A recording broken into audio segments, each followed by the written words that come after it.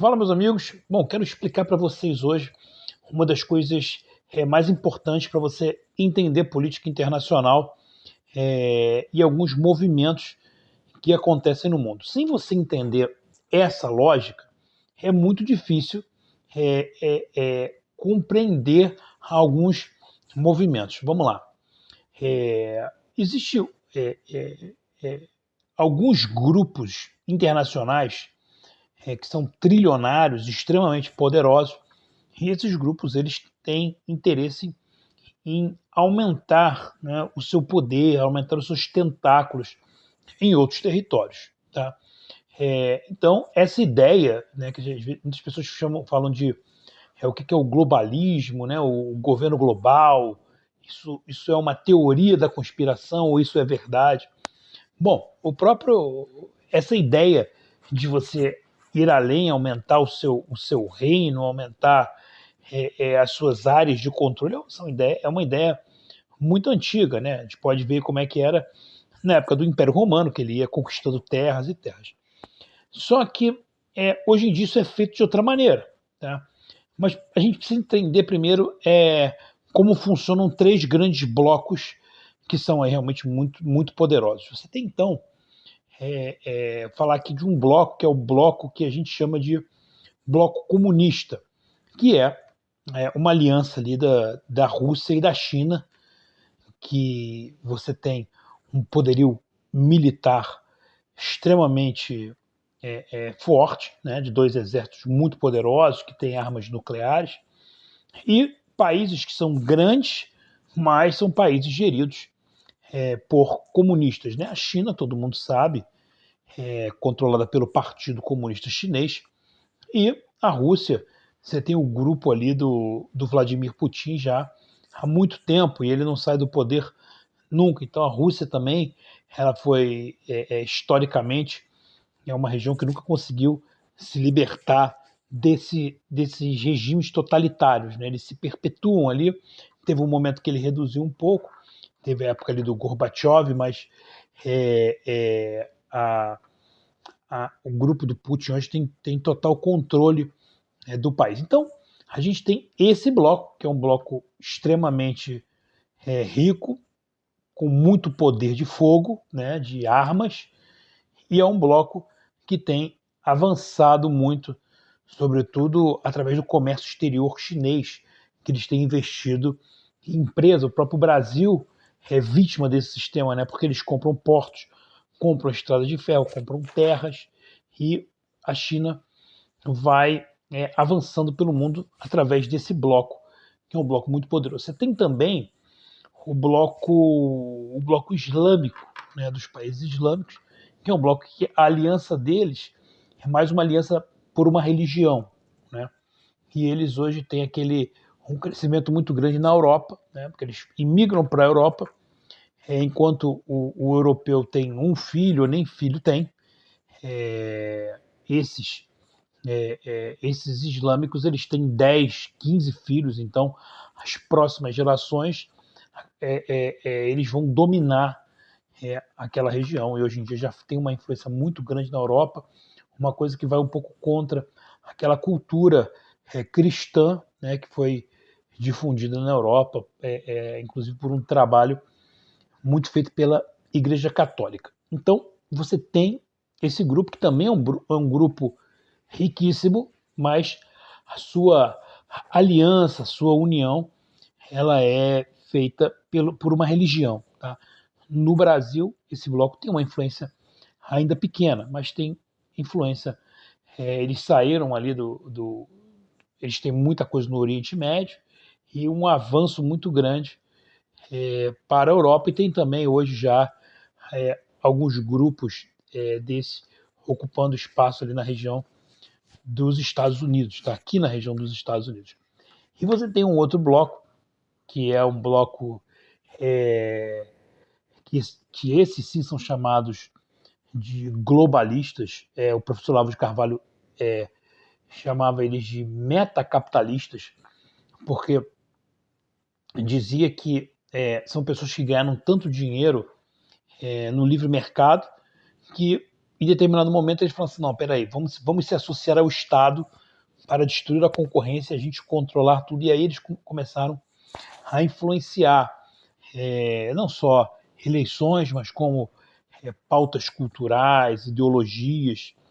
E aí você tem muita coisa aí, porque essas pessoas, ao mesmo tempo que elas são muito ricas, elas são muito discretas. Para você entender um pouco essa questão globalista, é importante você entender a história da família Rockefeller, né, que foi a família mais rica da história, é óbvio, tirando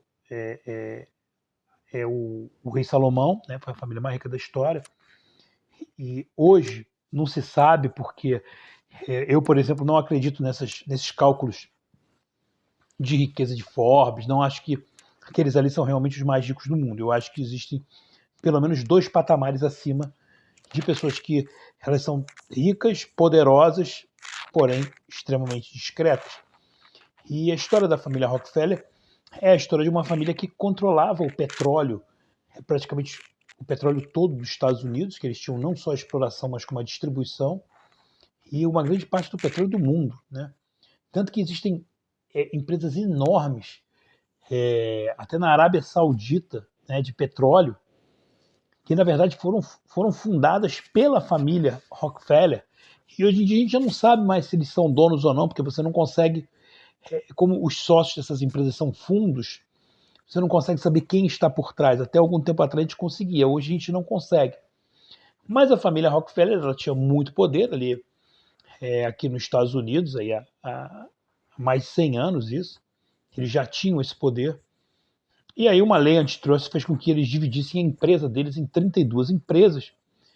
E eles não poderiam ficar com todas as empresas, então eles foram investindo em outras áreas, entraram muito na área da medicina.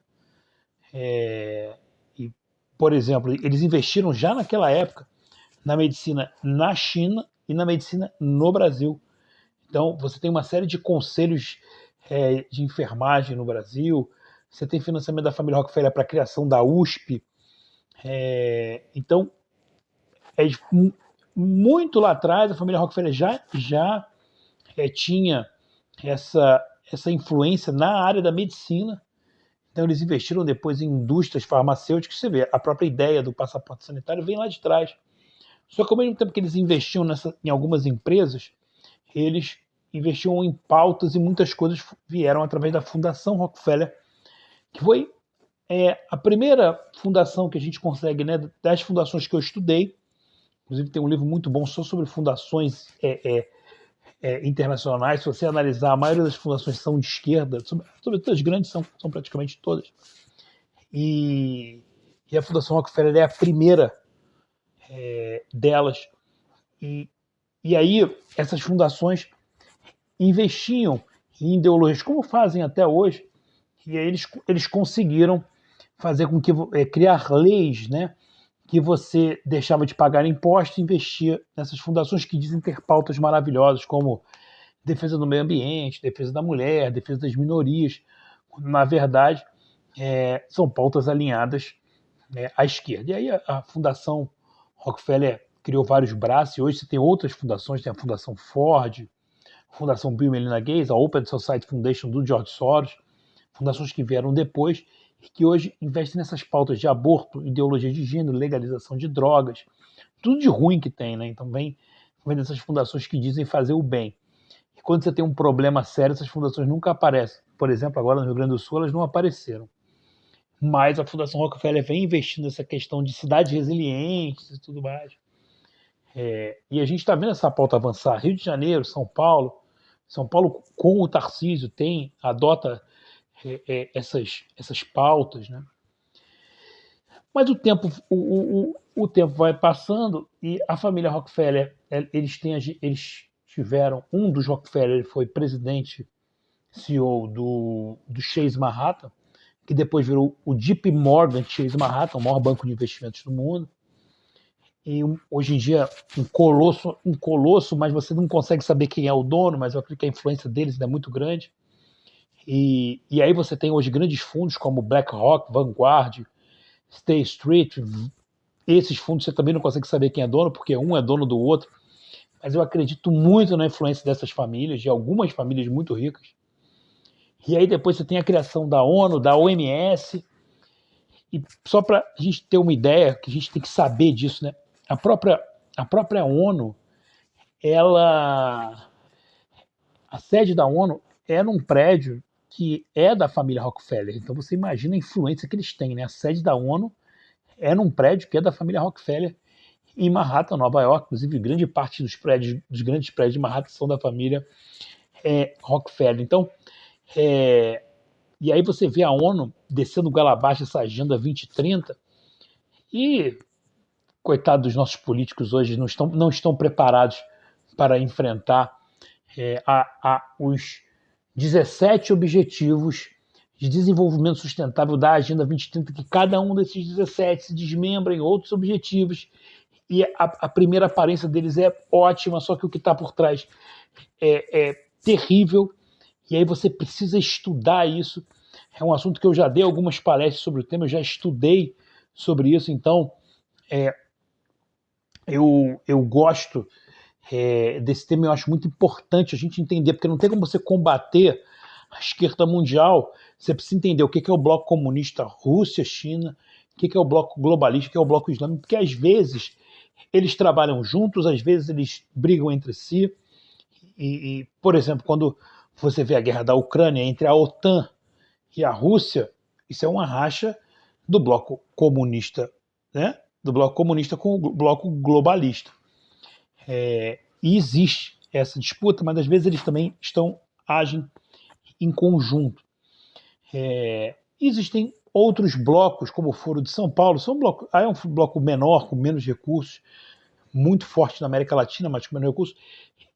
Mas aí a gente tem que pensar assim, o que impede o crescimento, né, a ideia da criação desse governo global? Então, o cristianismo é uma coisa, porque assim, a nova ordem mundial ela é totalmente anticristã, as soberanias nacionais, por isso que eles estão sempre tentando passar legislações por cima da soberania nacional, e a gente pôde ver isso na época da pandemia, que você tinha decisões judiciais que vinham decisões judiciais baseadas em determinações da OMS, ou seja, você está no Brasil, né? A bandeira do Brasil está aqui do lado, tá, gente? Então você está no Brasil.